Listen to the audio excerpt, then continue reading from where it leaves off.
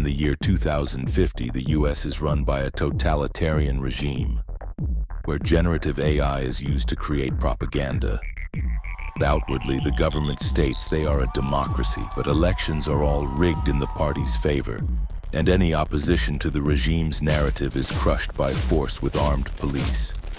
AI-generated videos about the prosperity of the nation and its successful and wealthy population are spread online, while the poor, starving population are forced to work for little to no pay. In this world, the divide between the rich and the poor is greater than ever.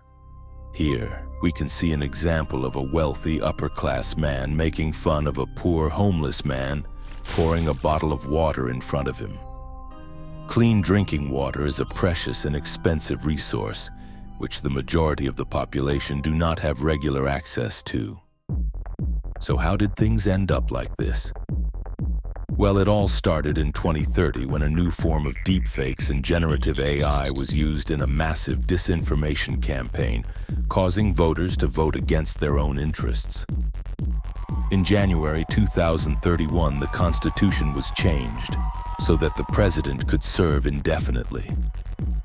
As fossil fuel companies were allowed to continue their expansion, the climate change catastrophe worsened, causing crop failure and extreme weather events such as forest fires to become increasingly common. This caused famines, a shortage of affordable homes, as well as a decline in air quality, contributing greatly to civil unrest. The Great American Famine of 2035 was especially deadly, taking the lives of over 30 million U.S. citizens. In the year 2037, the growing public dissatisfaction with the government led to the formation of an armed resistance group, which called themselves Neo-Antifa. This culminated in a 3-year-long civil war, which resulted in the loss of over 8 million American lives. Despite fierce resistance, the regime's access to the latest, most powerful AI-powered military technology, which had already been extensively tested elsewhere in global conflicts, meant a relatively one-sided war. All the Neo-Antifa leadership was captured, rounded up, and publicly executed to serve as an example.